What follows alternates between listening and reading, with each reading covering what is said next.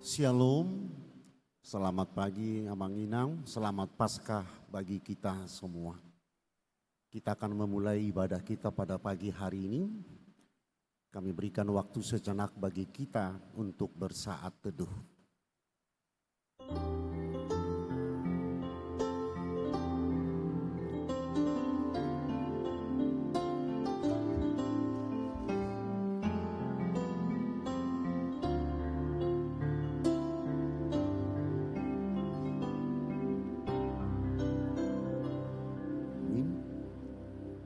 Kita memuji Tuhan dari Kidung Jemaat nomor 187 ayat 1 sampai dengan ayat 2.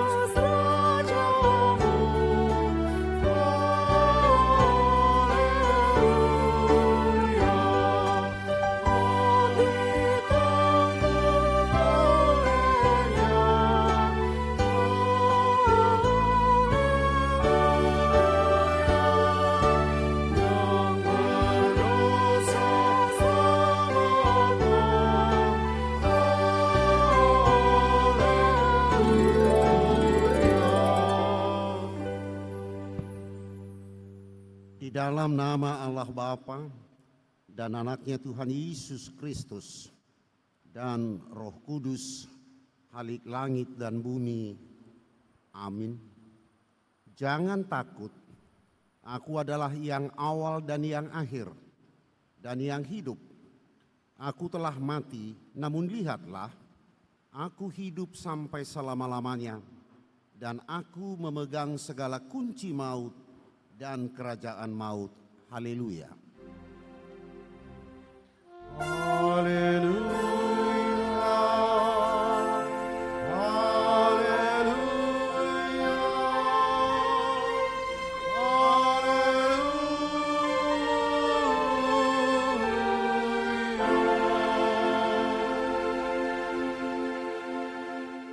Kita berdoa. Ya Yesus Kristus Tuhan kami, segala puji dan syukur kami sampaikan kepadamu, karena Engkau telah mengalahkan dosa dan maut melalui kematian-Mu di kayu salib. Cahaya kebangkitan-Mu telah bersinar mengatasi alam maut, sehingga kami memiliki pengharapan yang hidup oleh karena kebangkitan-Mu dari antara orang mati. Kami tidak takut lagi kepada maut, karena Engkau telah memindahkan kami dari kegelapan kepada terang-Mu yang ajaib, dari kematian kepada hidup yang kekal. Ya Tuhan, kuatkanlah kami agar kami senantiasa mempersembahkan pujian dan ketaatan kami kepadamu, serta memuliakan Engkau dalam iman yang benar, sampai kami kelak diperkenankan masuk ke tempat yang Engkau sediakan bagi kami di sisi-Mu. Amin. Jemaat dipersilahkan duduk. Kita kembali memuji Tuhan dari mata acara nomor 3.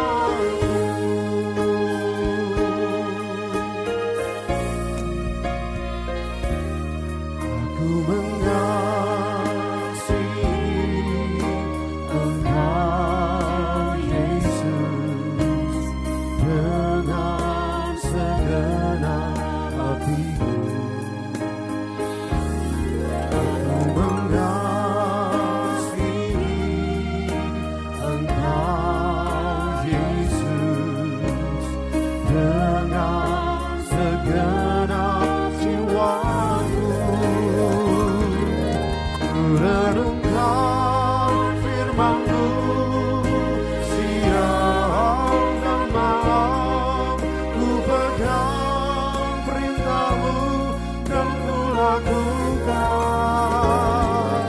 Engkau tahu ya Tuhan, tujuan hidupku hanyalah untuk menyenangkan hatimu.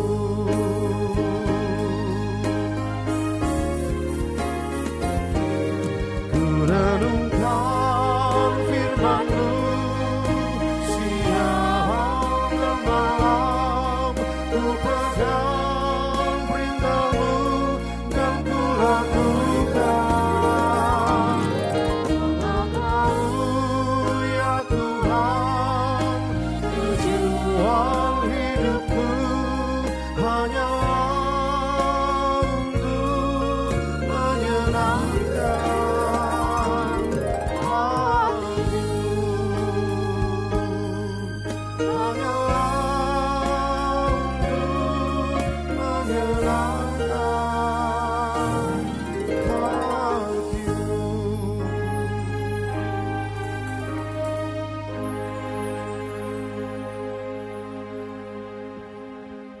Firman Tuhan yang menjadi epistol pengantar khotbah pada minggu kita, Minggu Paskah ini, terambil dari kitab Hosea pasal 6 ayat yang pertama sampai dengan ayat yang ke-6.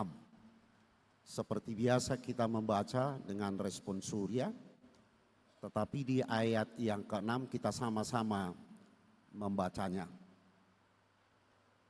Mari kita akan berbalik kepada Tuhan, sebab Dialah yang telah menerkam dan yang akan menyembuhkan kita, yang telah memukul dan yang akan membalut kita.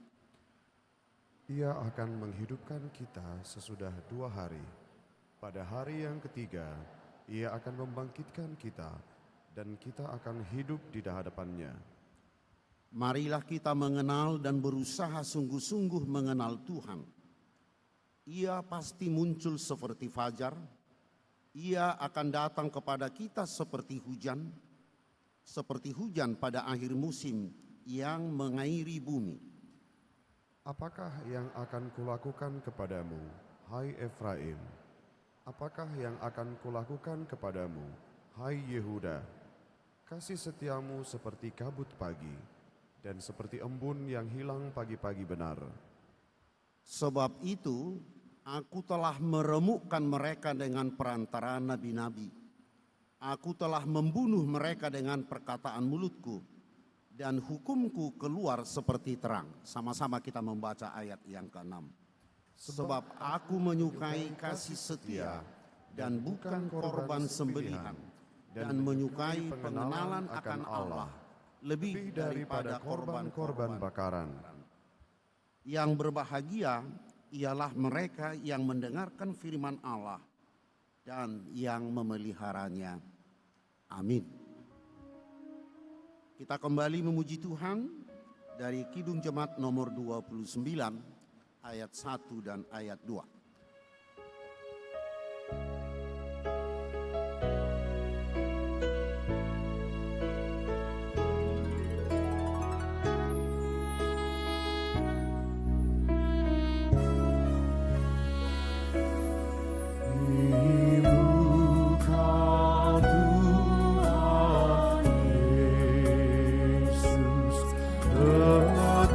Tetaplah di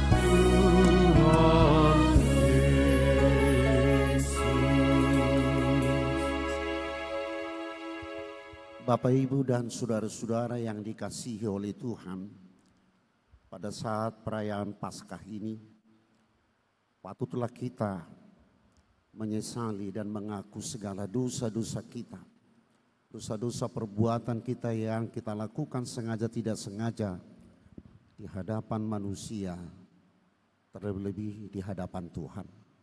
Untuk itu, kami berikan waktu sejenak bagi kita untuk mengaku dosa kita secara pribadi.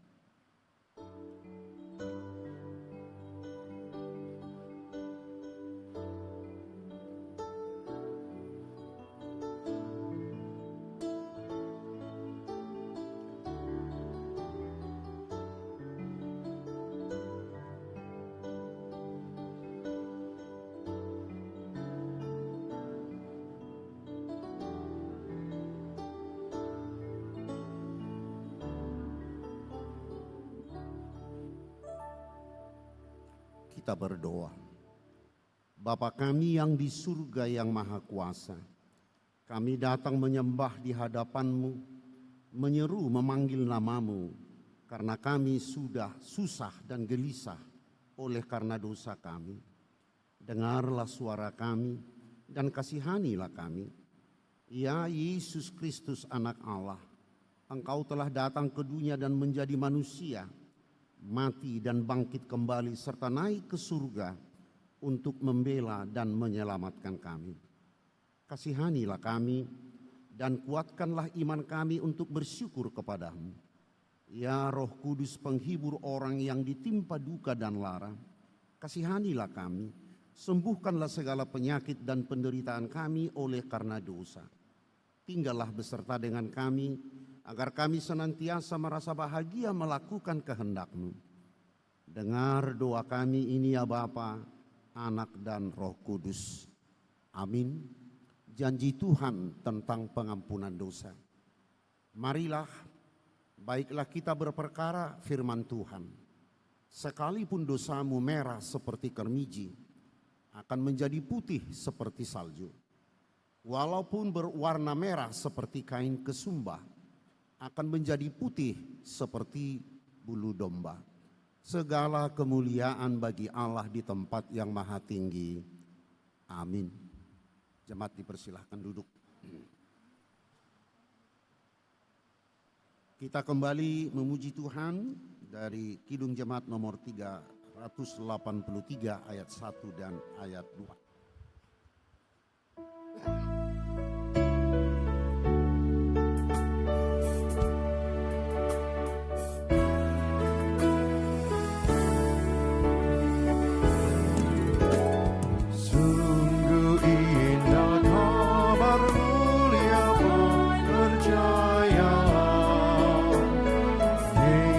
Yesus Kristus tak berubah selamanya.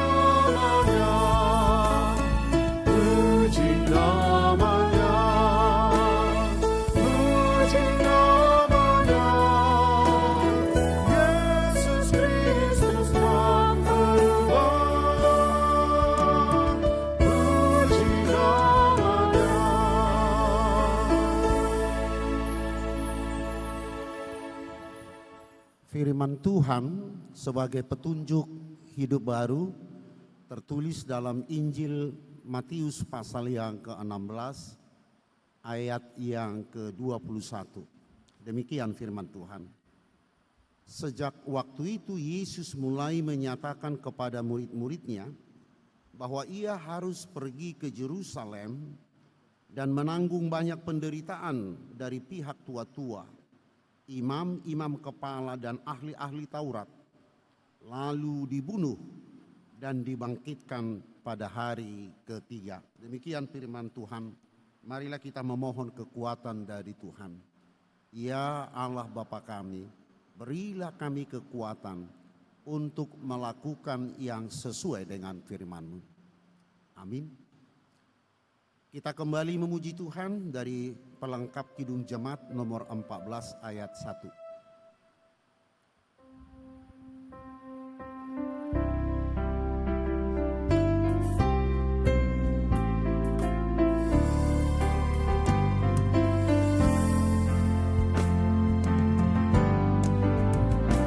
Menyanyikan kasih setia Tuhan selamanya, selamanya.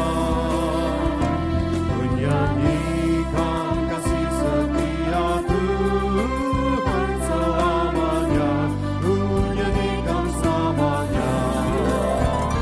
Tuturkan wajah-Mu, kasih setiamu Tuhan. Tuturkan wajah-Mu, kasih setiamu Tuhan.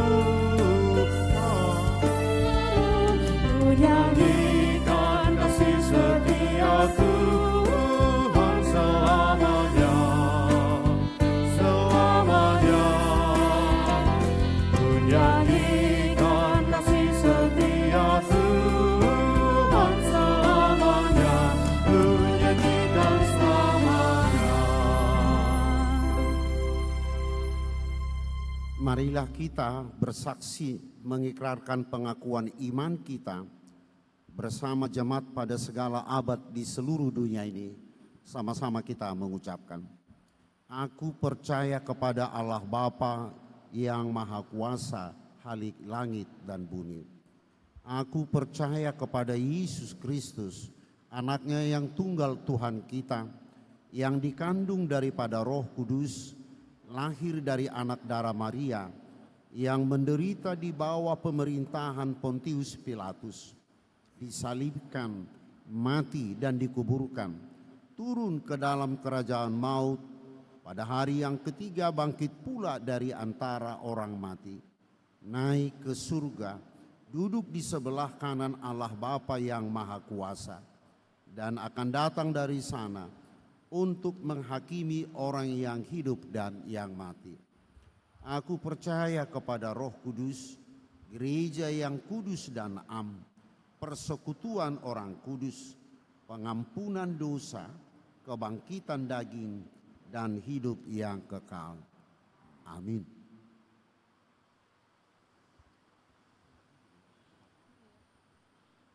Untuk menyambut pemberitaan firman Tuhan, kita kembali memuji Tuhan dari Kidung Jemaat nomor 194 ayat 1 dan ayat 3.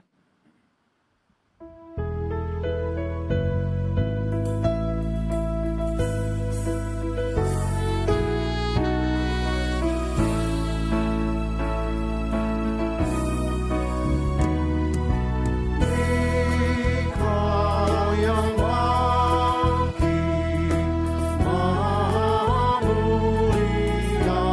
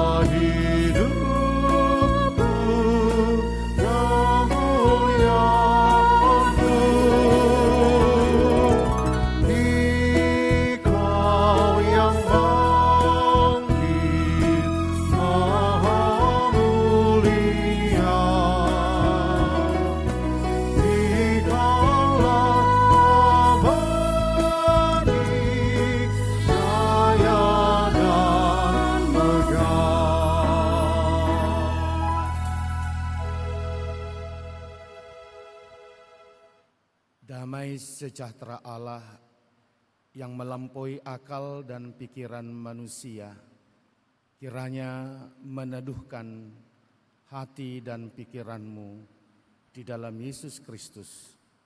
Amin.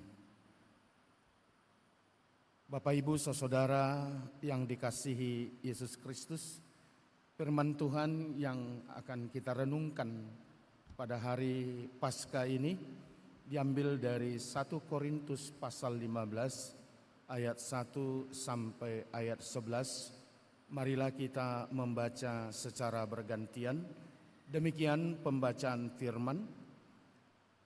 Dan sekarang saudara-saudara, aku mau mengingatkan kamu kepada Injil yang aku beritakan kepadamu dan yang kamu terima dan yang di dalamnya kamu teguh berdiri.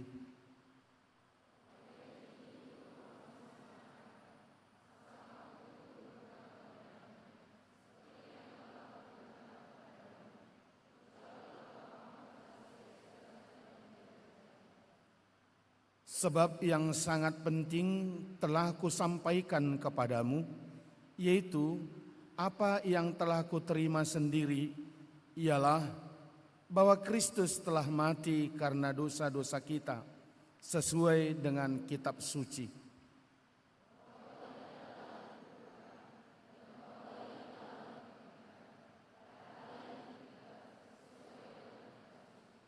Bahwa ia telah menampakkan diri kepada Kefas dan kemudian kepada ke-12 muridnya.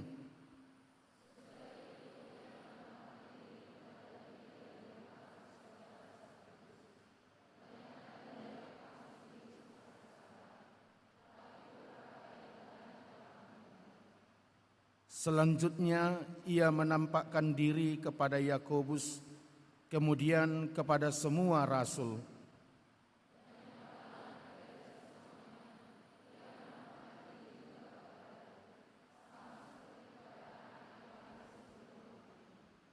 Karena aku adalah yang paling hina dari semua rasul, bahkan tidak layak disebut rasul, sebab aku telah menganiaya jemaat Allah.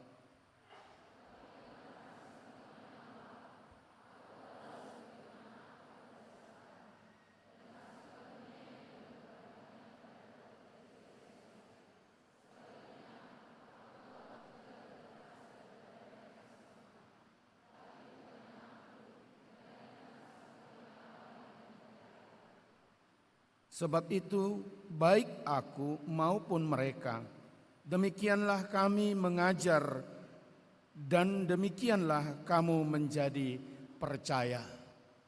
Demikian firman Tuhan.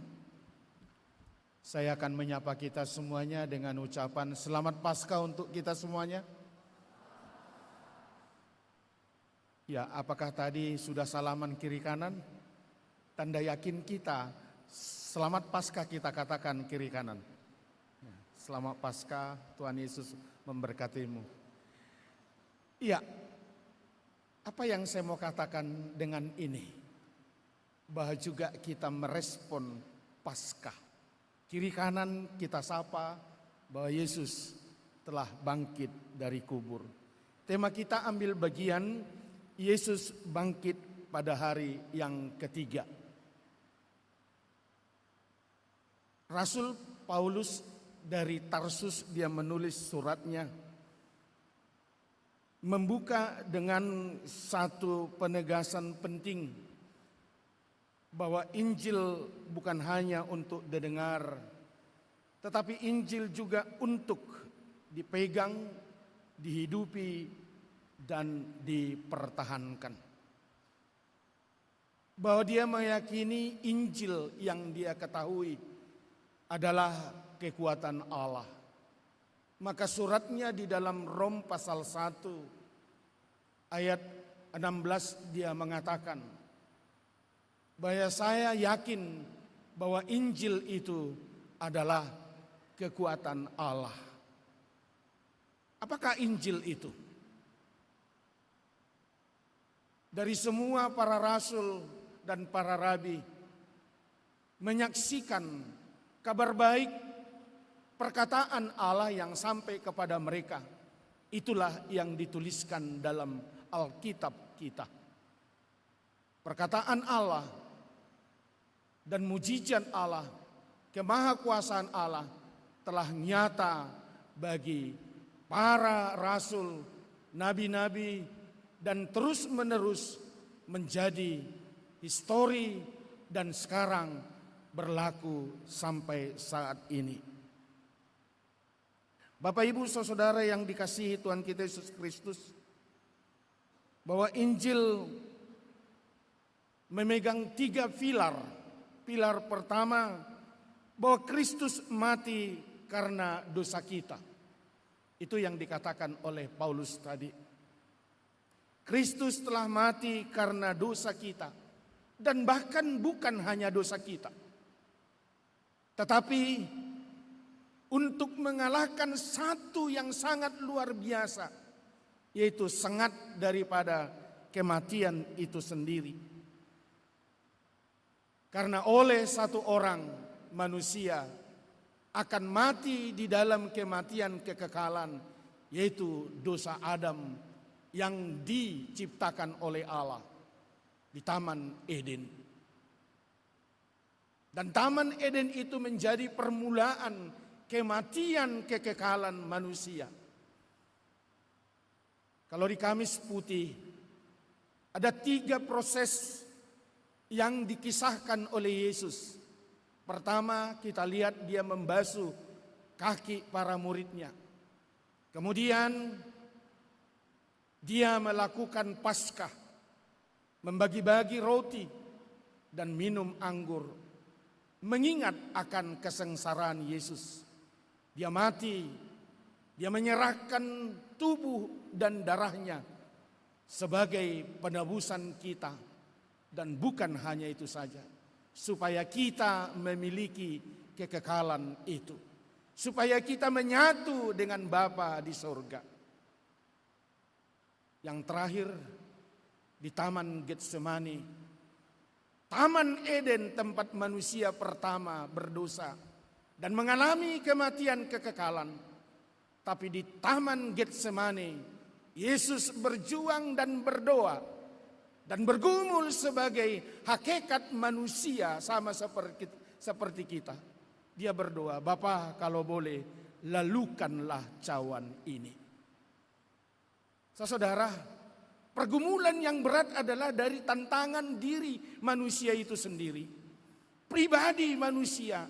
Maka Yesus di dalam ketaatannya, dia menuntaskan sebagai manusia yang punya rasa seperti kita, yang punya kepahitan.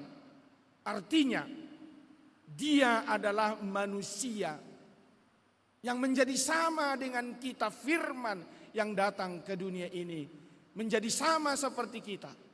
Dia bergumul, dia berjuang, karena dia tahu ditetapkan dia harus mati di kayu salib dan bangkit. Karena itulah rencana awal dari Tuhan, bukan rencana siapa-siapa.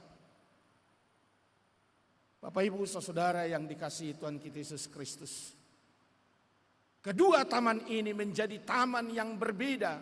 Satu memulai dosa, dan Taman Eden yang kedua, Taman Getsemani, adalah penuntasan dan penyelesaian. Sebenarnya secara hukum dia sudah menuntaskan di Getsemani. Kehendakmulah yang jadi. Dia setia.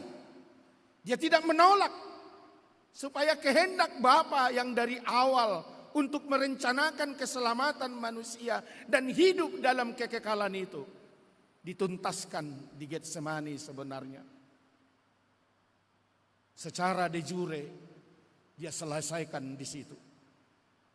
Namun de facto salib dihadapi oleh Yesus. Dia merasa kesunyian. Dia merasa tidak ada apa-apanya. Bapak Ibu Saudara yang dikasihi Tuhan kita Yesus Kristus, itulah pilar pertama. Kristus mati karena dosa kita.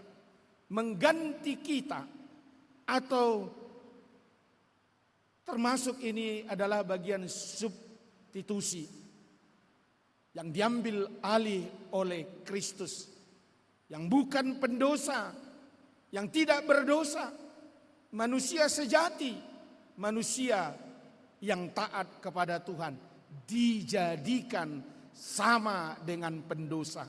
Terbukti kiri kanan mengatakan kita dihukum karena dosa kita. Bapak Ibu, apakah olokan atau ejekan yang paling kuat, yang sangat ekstrim, yang seharusnya sebagai manusia kita merasa malu, yang dituduhkan kepada Yesus?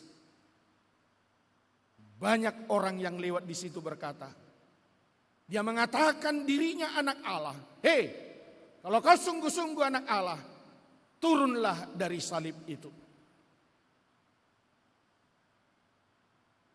Rasa kalau kita gitu, dituduhkan yang seperti itu, ya mana tahan kita? Kita akan menunjukkan kekuasaan kita. Tapi Yesus taat sampai kepada kematian itu. Dan dikuburkan. Luar biasa, murid-muridnya tidak ada yang bertahan. Hanya ibu-ibu perempuan yang tetap dekat salib itu. Mereka dari jauh. Namun kalau seandainya mereka perempuan yang perkasa, akankah mereka mampu menurunkan Yesus dari salib itu? Menurut iblis, ketika Yesus mati di salib itu, menurut iblis, sang ilahi kalah. Sebenarnya tidak. Dan bukan hanya sampai di situ. Sekiranya Yesus masih hidup diturunkan, apakah iblis merasa dia kalah? Tapi sampai saat detik terakhir dipastikan, dan ada satu kebingungan, sekalipun murid-murid lari dan tidak bertahan, dan mungkin sekiranya kita ada di situ, kita juga pasti tidak menahan. Banyak mujizat yang kau lakukan, tetapi engkau dirimu sendiri nggak bisa kau lepaskan. Bagi Yesus bukan kelepasan dirinya, bukan karena dosanya, tetapi dosa kitalah yang ditanggung supaya kita mempunyai relasi yang baik dengan Allah. Itulah yang diperdamaikan. Pilar yang kedua adalah dia dikuburkan. Kematian. Dia sampai kepada kematian itu. Yesus yang kita yakini sebagai Tuhan, dan memang Tuhan bukan sebagai, tetapi firman yang menjadi manusia, yang ambil bagian sama seperti kita, dia juga mati. Bahwa Allah juga dapat merasakan, bahwa dapat melihat keadaan dan kelemahan manusia itu sendiri. Dia akan menjadi mati. Bapak Ibu Saudara yang dikasihi Tuhan Yesus Kristus, benarkah Yesus mati? Setelah kepala dari tentara Romawi itu mengatakan dan keheranan, sungguh luar biasa, dia ini benar-benar anak Allah. Dia enggak siapa-siapa. Dia hanya waktu itu disuruh menjaga, menyaksikan supaya bahwa Yesus benar-benar mati. Murid-muridnya 3 tahun bersama-sama dengan dia. Tidak ada yang mengaku waktu itu Yesus anak Allah. Setelah bangkit dari kubur, baru Thomas berkata, aku tidak yakin. Saya pakai bahasa sehari-hari dulu. Sebelum saya memasukkan telunjuk saya ke lukanya, saya tidak yakin. Adakah kita seperti Thomas, tidak meyakini bahwa dia bangkit pada hari yang ketiga? Bahkan alam pun pada saat itu menyaksikan, alam gelap gulita. Selama 3 jam, dari mulai jam 12 sampai jam 3, alam gelap gulita. Seakan-akan berkata, Sang Penciptaku sedang mengalami kematian. Ada kesunyian dan kesenyapan, ada kegelapan menutupi dunia. Bukan gerhana matahari. Adakah pernah gerhana matahari sampai 3 jam?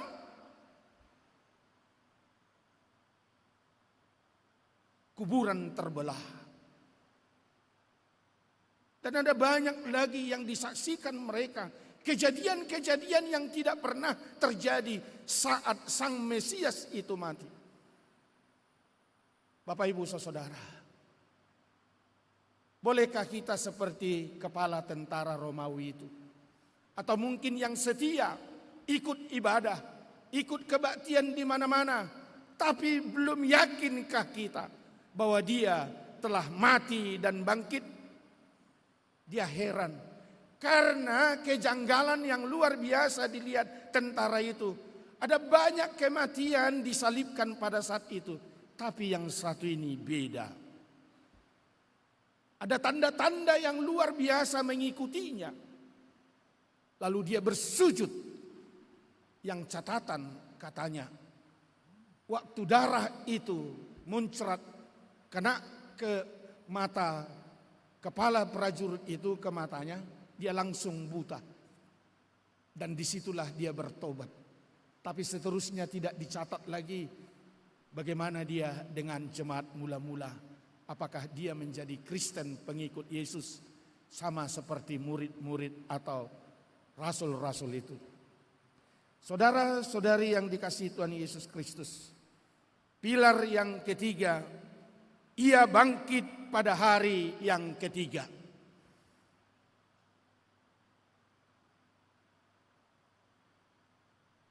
Kita lihat dalam tradisi gereja mula-mula. Setelah Yesus bangkit, mereka berkumpul. Karena ada banyak orang juga, kenapa orang Kristen beribadah hari Minggu? Tahu jawabnya? Kenapa enggak hari Sabtu, hari Sabat? Tetapi gereja mula-mula pertanda bahwa setiap hari Minggu itu mereka berkumpul memecah-mecahkan roti dan minum anggur. Mereka mengadakan perjamuan, mengingat dan mengenang. Maka setiap hari Minggu kita ada di sini, kita mengingat penderitaan Kristus dan kemenangan atas kebangkitannya. Bolehkah kita aminkan itu? Bahwa hari Minggu itu bukan sekedar ibadah, tetapi bahwa gereja mula-mula para rasul itu juga mereka berbagi, mereka berkumpul mengingat dan mengenang kematian dan kebangkitan Kristus. Itulah yang kita kenang sepanjang hidup kita. Setiap hari Minggu datang, kita berkumpul, kita sama-sama mengenangnya. Bapak Ibu Saudara yang dikasihi Tuhan kita Yesus Kristus, ada banyak lagi saksi selain saksi sejarah yang lain yang pernah dituliskan oleh Tacitus, dia orang Romawi, dan juga Flavius Josephus, dia juga membuat catatan sejarah bahwa ada orang yang baik yang disalibkan, mati dan dikuburkan. Hanya saja dia tidak catat jelas siapa nama itu, tetapi kisah itu jelas-jelas dituliskan oleh Flavius Josephus. Saudara yang dikasihi Tuhan kita Yesus Kristus, ada banyak saksi. Yang pertama, perempuan yang datang pagi-pagi. Mereka bukan karena apa yang dikatakan Yesus, mereka beriman bahwa Yesus mengatakan, rubuhkan bait Allah itu. Dalam 3 hari saya akan membangunnya. Orang-orang melihat fisik bait Allah, bukan gedungnya. Tetapi yang dimaksud adalah kepada dirinya sendiri, bahwa dia pada hari yang ketiga akan bangkit. Perempuan yang datang pagi subuh itu. Tadi pagi ada pasca subuh di sini ya. Ada ya. Mengenang hari kebangkitan Yesus pada subuh itu. Mereka tidak yakin bahwa Yesus akan bangkit. Dan tidak ada pengimanan sejak semula. Sejak mereka bersahabat menjadi guru dan murid daripada Yesus. Mereka tidak mengimani Yesus akan bangkit pada hari yang ketiga. Tapi sepulangnya mereka setelah Yesus mati dan dikuburkan, mereka membeli rempah-rempah, wangi-wangian untuk membuat satu penghargaan kepada mayat Yesus sebagai tradisi ungkapan terhormatnya. Mereka membawanya ke kubur itu. Ternyata kubur batu yang gede, yang besar itu, yang tidak mungkin digeser oleh perempuan. Siapakah yang akan menggeser batu itu untuk kita? Kita yakini perempuan tidak sekuat laki-laki dalam tenaga ototnya. Tapi ternyata kubur itu terbuka. Mereka yakin Yesus sudah bangkit. Maka dalam catatan Lukas berkata, "Hai perempuan, kenapa engkau mencari orang yang hidup di tempat orang yang mati?" Seraya mengatakan begini, ada pernah kejadian di satu gereja yang saya layani, waktu Jumat Agung tidak ada bunga yang hidup. Waktu khotbah saya bilang, jemaat seksi bunga altar, kenapa Jumat Agung ini tidak ada bunga? Yang ada bunga mati.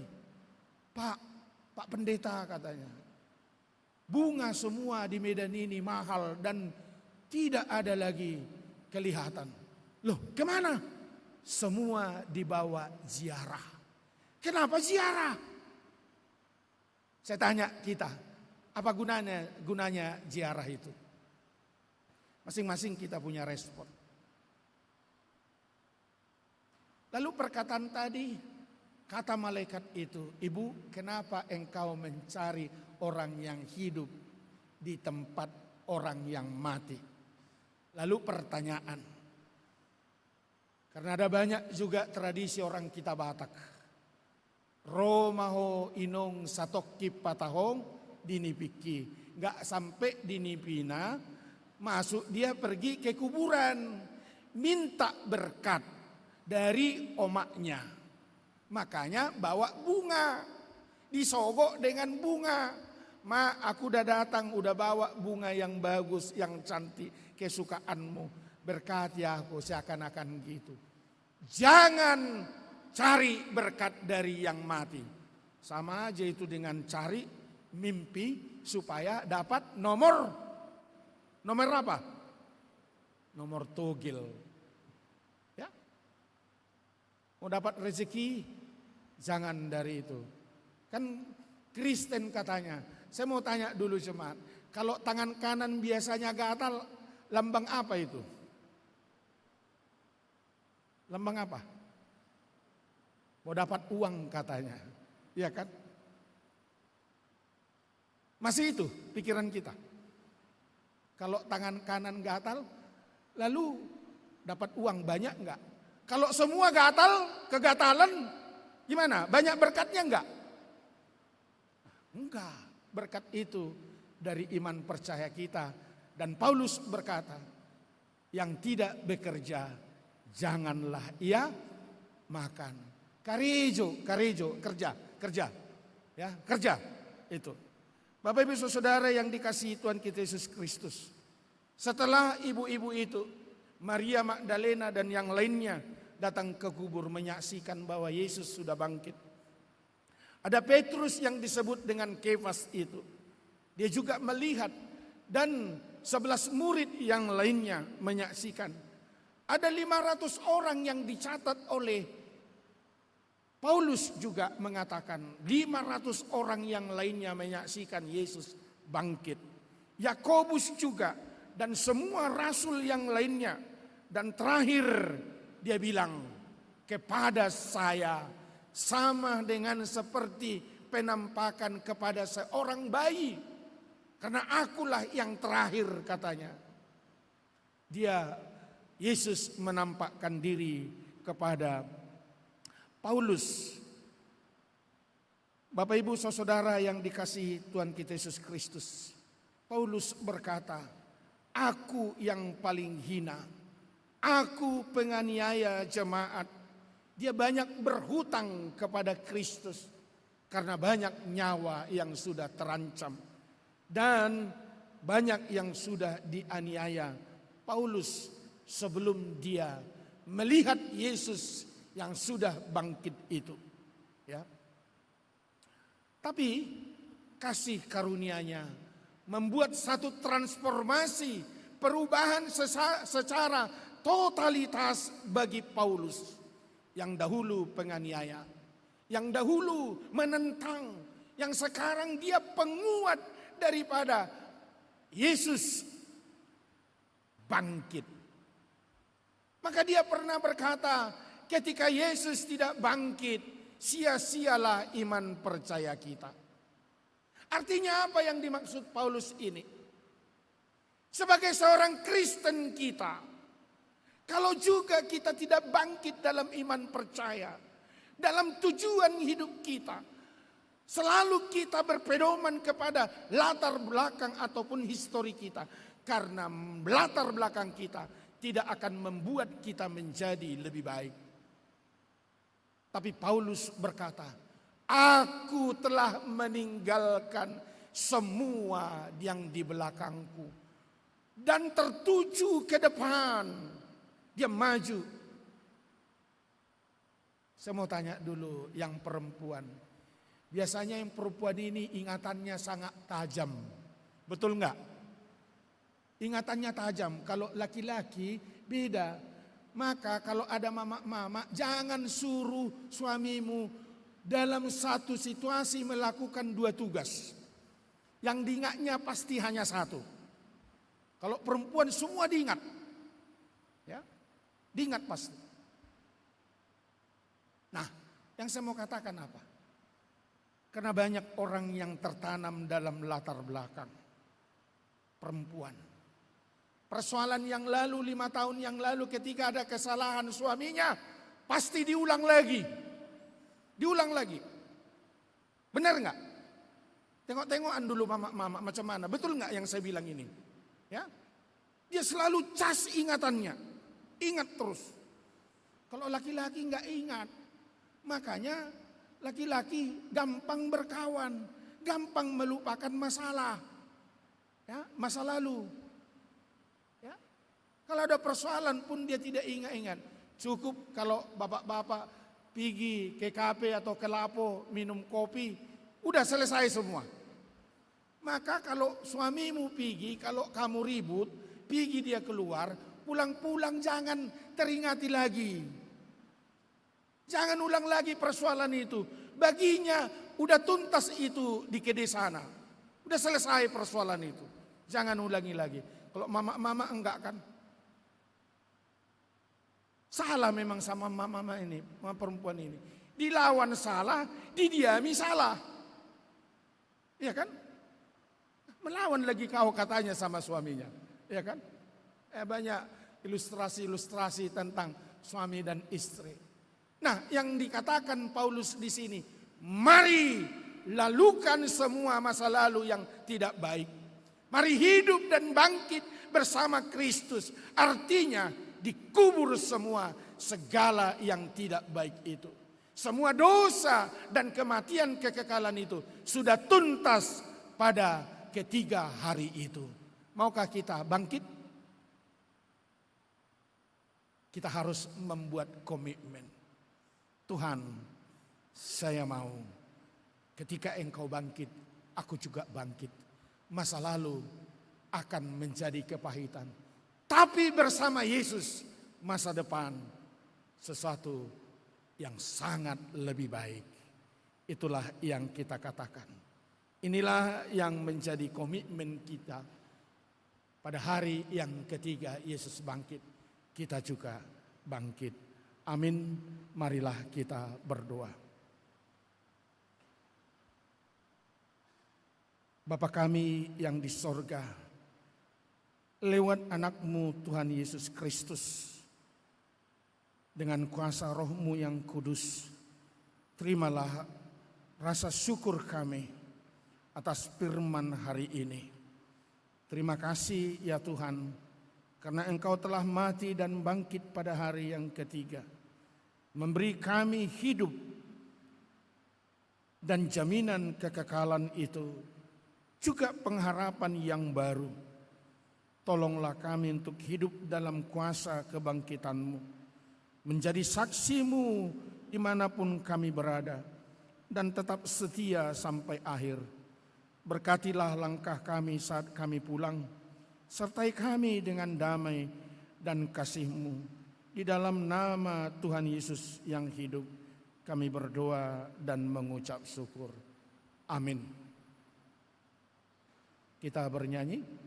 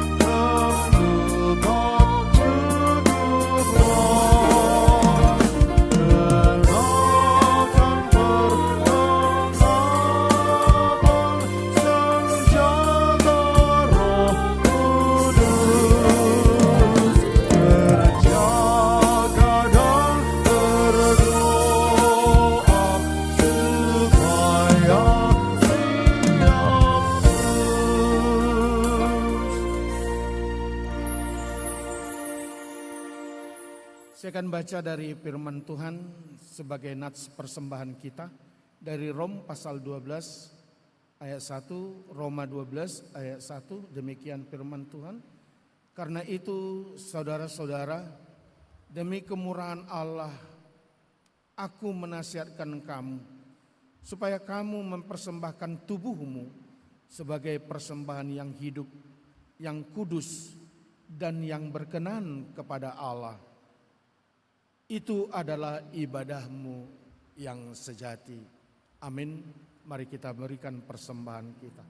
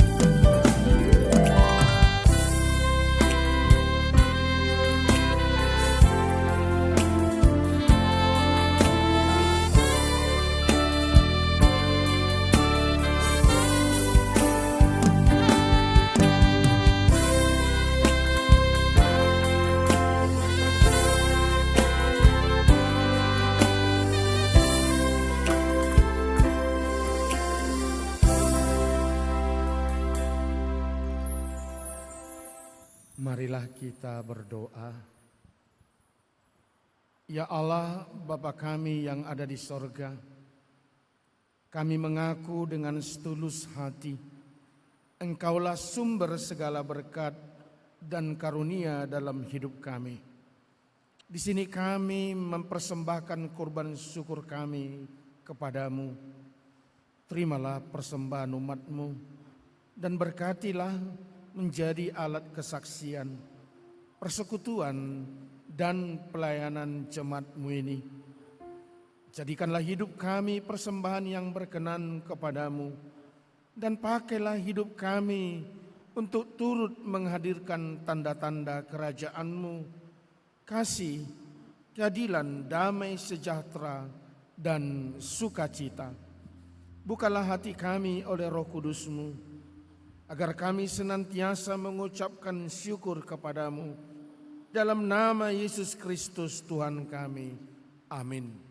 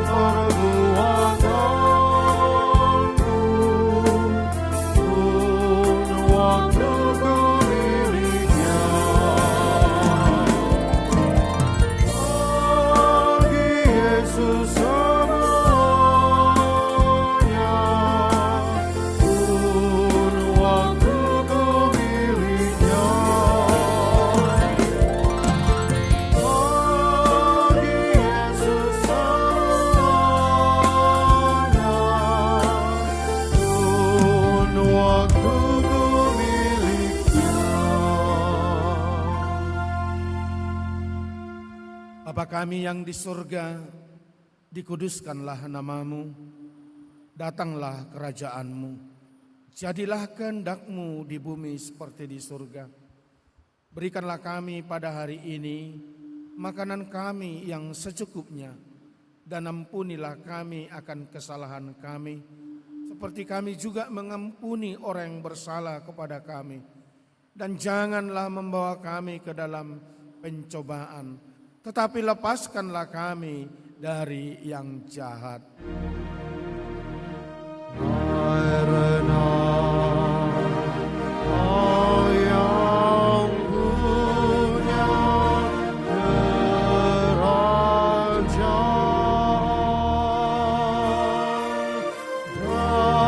dan kekuasaan dan kemuliaan sampai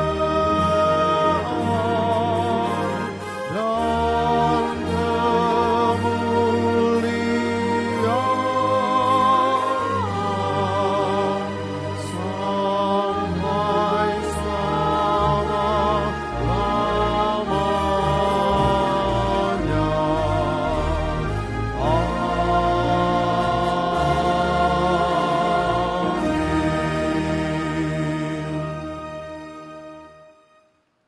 Tuhan memberkati engkau dan melindungi engkau. Tuhan menyinari engkau dengan wajah-Nya dan memberi engkau kasih karunia. Tuhan menghadapkan wajah-Nya kepadamu dan memberi engkau damai sejahtera.